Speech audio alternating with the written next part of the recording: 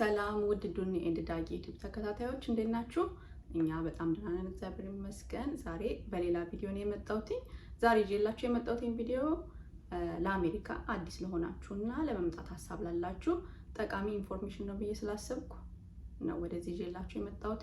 ጊዜያችሁን አልወስድም፣ አጠር አድርጌ ያለውን ነገር ብቻ ለመናገር ነው ይዤላችሁ የመጣሁት። ሀሳብ በባለፈው ቪዲዮ በተወሰነ መንገድ ነካ አድርጌው ያለፍኩትን ነው።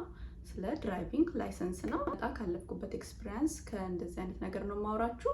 መጥቼ ድራይቪንግ ላይሰንስ ለማውጣት ምንድነው ያደረኩት የሚለውንና ምን ያስፈልጋል የሚለውን ጠቅለል ባለመልኩ በአጭር አማርኛ ነው ማስረዳችሁ። ተከታተሉ። አሜሪካ ሀገር ኑሯችንን ለማቅለል ግዴታ መንጃ ፈቃድ ያስፈልገናል። እሱን ደግሞ ለማውጣት ደግሞ መሄድ ያሉብን ብዙ ስቴፖች አሉ። አዲስ ሆነን ደግሞ እዚህ ደግሞ ስንመጣ የተለያየ ኢንፎርሜሽን ነው ሰው የሚሰጠን እና ደግሞ ምንድነው ከስቴት ስቴት ህጉ ስለሚለያይ ሌላ ስቴት ያለ ሰው የሚሰጠን ኢንፎርሜሽን እና እኛ ደግሞ ያለንበት ስቴት ያለ ነገር አንድ ላይ ሆነልን ይችላል። መጀመሪያ የሚያስፈልገን ምንድነው ፐርሚትም ከማውጣታችን በፊት ዶክመንት ያስፈልገናል። ቪዛ ሊሆን ይችላል፣ ወርክ ፐርሚት፣ ግሪን ካርድ እና ደግሞ የካሊፎርኒያ ነዋሪ መሆን አለብን። ሶሻል ሴኩሪቲ ነምበር ያስፈልጋል። ሌላ ደግሞ ማንነት የሚገልጽ ዶክመንት እና መኖሪያ አድራሻችንን የሚገልጽ ዶክመንት ያስፈልገናል። ያ ማለት በስማችን የመጣ ፖስታ ዶክመንት ያስፈልገናል ማለት ነው። የሚያስፈልገን ምንድነው የጽሁፍ ፈተና ነው። የጽሁፍ ፈተና ካሊፎርኒያ በአማርኛ መፈተን እንችላለን፣ በእንግሊዝኛ መፈተን እንችላለን። ነገር ግን እኔ በራሴ ካየሁት የምመክራችሁ በእንግሊዝኛ ብትፈተኑ ለእናንተ የተሻለ ነው ብዬ አስባለሁ። ምክንያቱም አማርኛው ሲሆን ይሄ ግልጽ ያለ አማርኛ አይደለም የሚሆነው። ከጎግል ላይ ትርጉሙ ምናምን ስለሆነ የሚያወርዱት አማርኛው ራሱ ግራ የሚያጋባ አማርኛ ነው፣ የለመድነው አማርኛ አይደለም።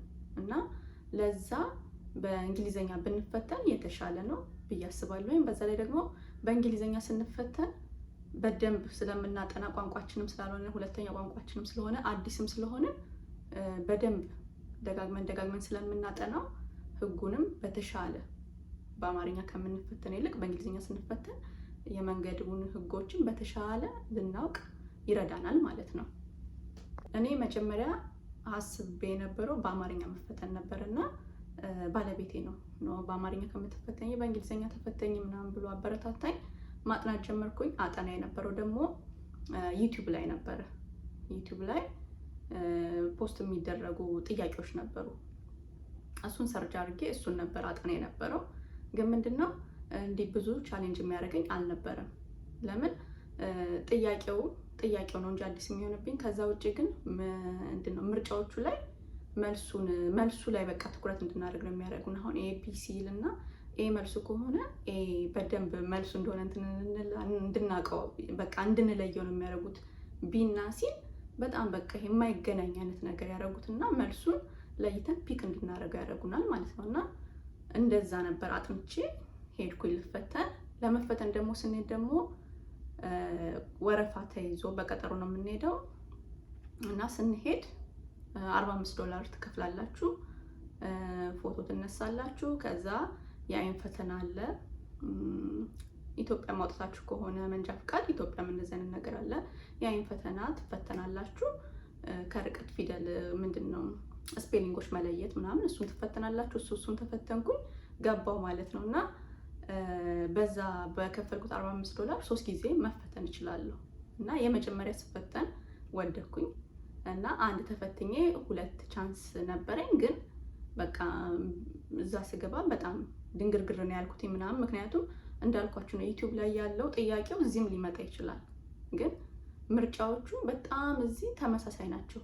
መልሱ የቱ እንደሆነ በጣም ነው ግራ የሚገባችሁ። በትንሽ ቃላት ምናምን ይለያዩታል ማለት ነው። እና ያ ደግሞ አዲስ ከሆናችሁ ቋንቋ በደንብ እንትን ካላላችሁ ምናምን እንደኔ ከሆናችሁ በጣም ይከብዳልና ወደኩኝ። ተመልሰን ወደ ቤት መጣን። ከዛ ድጋሚ አሁንም ዩቲዩብ ላይ ለ2 ሳምንት አጠናሁኝ እና ቀጣይ ላይ ሄድኩ ማለት ነው። ከ2 ሳምንት በኋላም ሲሄድ ሁለተኛ ስፈተን ወደኩኝ። ከዛ ወተን ስንጠይቅ ድጋሚ ዝግጁ ነኝ ካልሽ ሶስተኛውንም እዚሁ መፈተን ትችላለሽ፣ አንድ ቻንስ አለሽ ምናምን አሉኝ። እና ደግሞ ማልፍ መሰለኝና እሱንም ተፈተንኩት። 3 ወደኩኝ ማለት ነው። በቃ ያ $45 ቀለጠ እና ድጋሚ ምና ተደረገ ማጥኛ ከኦንላይን ላይ እንደዚሁ $40 ምናምን ለአንድ ወር መሰለኝ ተገዛና እዛ ላይ ማጥናት ጀመርኩ ማለት ነው። እሱ የተሻለ ሆነልኝ፣ በደንብ ረዳኝ። ግን ስቲል ይቀረኝ ነበረ። ሄድኩኝና ድጋሚ ስንሄድ ምንድን ነው ያሉን? ወረፋ ይዘን ሄድ ነው $45 ድጋሚ ከፈልንና እንደ አዲስ ነው ፕሮሰሱ የሚሄደው ማለት ነው። ድጋሚ ፎቶ ትነሳላችሁ፣ ድጋሚ ይሄ የአይን ቴስትም ትደረጋላችሁ ምናምን። እሱን አለፍኩኝ ገባሁኝና የዛ ቀንም በሚገርም ሁኔታ በጣም ነርቨስ ሆናለሁ። እዛ ጋር ስደርስ እንቀጠቀጣለሁ ምናምን። ሁለት ሞክሬ ወደኩኝ ማለት ነው። ከዛ አንዷን በቃቺ ሴቭ ላርጋት ምናምን ብዬ እሷን ይዤ ወጣሁኝ ማለት ነው። ከዛ ወጣሁኝ ድጋሚ $45 ድጋሚ ለቀጣይ ወር ተከፈልና ድጋሚ በደንብ አጠናሁኝ። ከዛ ሲሄድ አንድ ቻንስ ነበር ያለኝ፣ በእሱ ቻንስ አለፍኩ ማለት ነው። ግን 6 ብወድቅም ያው በስድስተኛው ነው ያለፍኩትኝ። እንደዛ ብወድቅም በደንብ ገብቶኝ ነው ያለፍኩትኝ።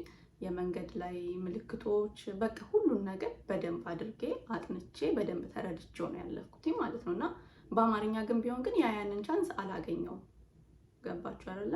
ያው በአማርኛ ተፈትናችሁ ግን ስትወጡ ግን አማርኛ አይደለም የሚጠብቃችሁና በእንግሊዘኛ ስለሆነ በደንብ እንዳጠናው ረድቶኛል። ያው 6 ብወድቅም ነው የምላችሁ።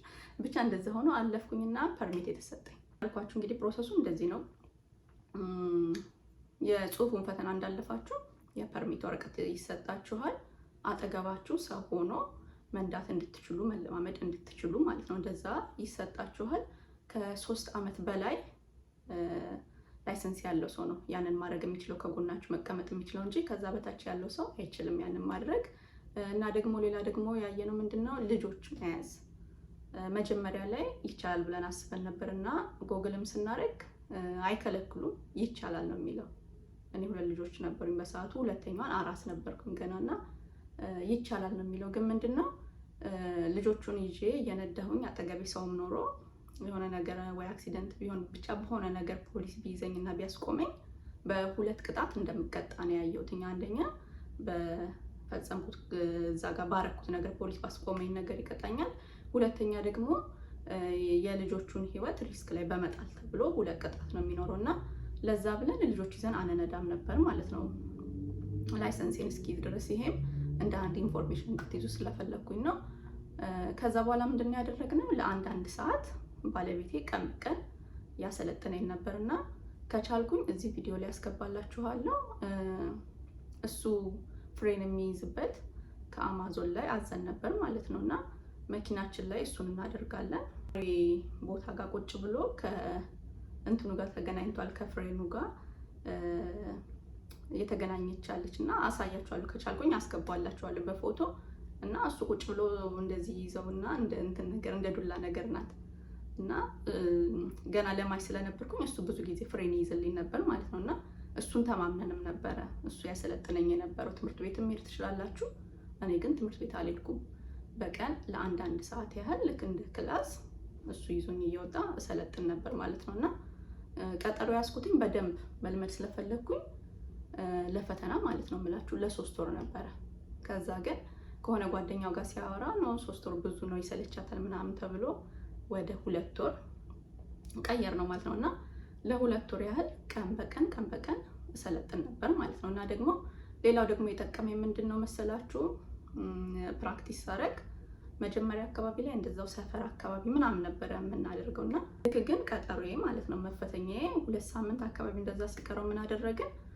ዩቲዩብ በብዙ ነው የጠቀመኝና ዩቲዩብ ላይ የት እንደሚወስዱ አንዱን ብቻ 5 አይነት ቦታ ነው ያላቸውና የምንፈተንበት መንገድ ማለት እና አንዱን ፖስት አድርገውት ነበር ዩቲዩብ። እና ሌላውን ለማየት ደግሞ ስንፈልግ ደግሞ $25 ለአንድ ወር መክፈል እንዳለብን እንትን አሉልን ማለት ነው ነገሩ። አልኳችሁ 2 ሳምንት ነበር ለመፈተን የቀረኝና ከፈልን የአንድ ወሩን።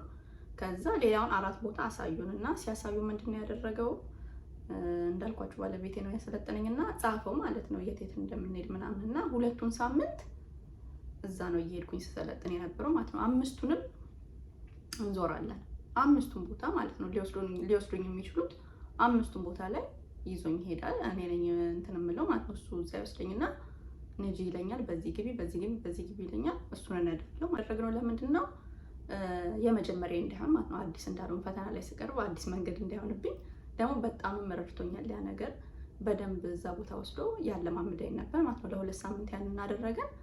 ደግሞ መንዳት ከመጀመራችሁ በፊት ደግሞ ፈታኞቹ መጥተው የሚጠይቋችሁ ጥያቄ አለ ስለ መኪናችሁ ማለት ነው። ምኑ የቱ ጋር እንዳለ ምናምን ታውቃላችሁ አታውቁም? ፈተና ነው እና 14 ጥያቄ ትጠየቃላችሁ። ከ14 ውስጥ 3 የመሳት መብት አላችሁ ማለት ነው። እና የምትጠየቁት ምንድን ነው? እጅ ፍሬናችሁ የት ጋ ነው? ብሬክ ያዙ። የፊት መብራቱ የቱ ጋ ነው ትባላላችሁ። በእጃችሁ ደግሞ ወደ ሌፍት ልታጠፍ ነው፣ ወደ ራይት ልታጠፍ ነው፣ ልቆም ነው ሳይን፣ እሱን ደግሞ ምልክት ደግሞ አሳዩ ትባላላችሁ። ብዙ ነገር የምትጠየቁት እና እሱን መመለስ አለባችሁ ማለት ነው። ከእሱ 3 መሳት ትችላላችሁ። ከዛ እሱን ከጠየቋችሁ በኋላ ነው ገብተው እንድትሄዱ የሚነግሯችሁ ማለት ነው። አጠገባችሁ ይቀመጣሉ። ያው አለመፍራት ነው። እነሱ ቀድመው ይነግሯችኋል። ወደ ራይት ታጠፉ፣ ወደ ሌፍት ታጠፉ፣ እንደዚህ በሉ ምናምን ይሏችኋል። ቋንቋ አልችልም የሚባል ነገር የለም። ለምን እኔ የምናስብ የነበረ ቢፈቅዱና ከኋላ ቢቀመጥልኝ ብዬ ነበር ባለቤቴና ፈታኛ ስትመጣ ነገራት ቋንቋ አትችልም ምናምን ሲላት ሌፍት እና ራይት ከለየች እሱ በቂ ነው ያለችው ማለት ነው። እና ደግሞ እውነቷም ነው። ምንም እንትን የለውም፣ ምንም የሚያስፈራም ነገር የለውም። በቃ ወደ ሌፍት ታጠፉ፣ ወደ ራይት ታጠፉ ምናምን ይሏችኋል። ወደኋላ መንዳት ምንድን ነው ኢትዮጵያ የሚባለው ጠርዝ ይባላል። እና ወደኋላ መንዳት በእንትን ማየት አትችሉም፣ በካሜራ ማየት አትችሉም፣ ካሜራ መጠቀም አትችሉም። እሱን ያሳያችኋል። ሌላ ደግሞ መኖሪያ አካባቢዎች ላይ እንድትነዱ ያደርጓችኋል። ከ25 በላይ ስፒዳችሁ ማድረግ አይፈቀድም፣ ክልክል ነው። እዛ አካባቢ እንድትነዱ ያደርጓችኋል። ብዙ የተካበደ ነገር የለውም፣ ግን በደንብ ፕራክቲስ ማድረግ እጃችሁን በደንብ ማፍታታት አለባችሁ። ጠቅላላ ከዛ ካልኳችሁ ይሄ የመኪናችሁን ብሬክ የቱ ጋር ነው እንትኑ ጋር የቱ ጋር ምናምን ከሚባለው ከሱ ጀምሮ ሙሉ ፈተናውን እስከ 14 ነው እስከ 14 ኤክስ ማግኘት ትችላላችሁ። ከዛ በላይ ከሆነ ነው የምትወድቁት እንጂ ከዛ በታች ከሆነ ታልፋላችሁ። እና የኔን ከቻልኩኝ ፎቶውን አስገባላችኋለሁ። እኔ 8 ኤክስ ነው የገባብኝ እና ከ8ቱ 6ቱ ሊሚት ነው። ስቆም አሁን ለምሳሌ ስታፕ ሳይድ ላይ ስቆም ወይ ትንሽ ወጣ ላለው ወይ ደግሞ በጣም ወደኋላ ቀርቼ ነው የምቆመው። መብራት ምስል ላይ ስቆም የመጀመሪያ መኪና ከሆንኩኝ ሊሚቴን አላውቅም። ወይ ትንሽ አልፋለሁ ወይ ደግሞ በጣም ወደኋላ ቀራለሁ። መስመሩን እንትን ብዬ አልጠብቅም እና በእሱ ብቻ 6ቱ እሱ ነበረ። 2ቱ ነው ሌላ እንትን ያለችው ማለት ነው። 2ቱ ደግሞ ምንድን ነው ያለ አግባብ ብሬክ ይዛለች ነው። ወይ እንግዲህ አሁንም ግን አንዳንድ ጊዜ ያደርጋለሁ እንትን ስል ትንሽ የበረረ ምናምን ሲል ይመስለኝ መኪናው እንዲፍርት ስል ነካ አደርጋለሁ እና እንደዛ አድርጌም ሊሆን ይችላል አላውቅም። እና እሱ ነው ማለት ነው 2ቱም። እንዳልኳችሁ ነው እነሱ ክሪቲካል ኤረር እስካልሰራችሁ ድረስ እስከ 14 ጥፋት ይፈቀድላችኋል። ክሪቲካል ኤረር ደግሞ ብሎ የሚጠቅሱት ደግሞ እነሱ ስፒድን በጣም መፍጠን ምናምን ጽፌ ነው የመጣሁት እንዳልኳችሁ። ሌላ ደግሞ ለትራፊክ ምልክቶች አለመታዘዝን፣ ለምሳሌ ቀይ ሆኖ ብታልፉ ምናምን እንደዚህ አይነት ነገር ነው። አረንጓዴ ሆኖ ብትቆሙ፣ አረንጓዴ ሆኖ ከቆማችሁም ያው ነው። እና ደግሞ አደገኛ አደጋ ሊያደርሱ የሚችሉ እንቅስቃሴ ውስጥ ካደረጋችሁ የመሳሰሉት ካደረጋችሁ ወዲያውኑ ነው በቃ ተብሎ የምትቆሙት ማለት ነው። እና እሱን አለማድረግ ነው። እንዳልኳችሁ ደግሞ መልሳችሁ ፕራክቲስ ማድረግ ነው። እንግዲህ የዛሬ ቪዲዮ ይሄንን ይመስላል። ብዙ ያንዛዛብባችሁ አይመስለኝም። ሰዓታችሁን ለመጠበቅ ብዬ ቶሎ ውርት ለማለት ሞክሬያለሁኝ። ለዩቲዩብ አዲስ ለሚሆናችሁ ሰብስክራይብ አድርጉ፣ ላይክ አድርጉ። ደግሞ ስለማለት ደግሞ ላይክ አታደርጉም እና ፕሊስ ላይክም አድርጉ። ይጠቅመዋል ብላችሁ ደግሞ ለምታስቡት ሰው ደግሞ ሼር አድርጉ። ስላያችሁኝ አመሰግናለሁ።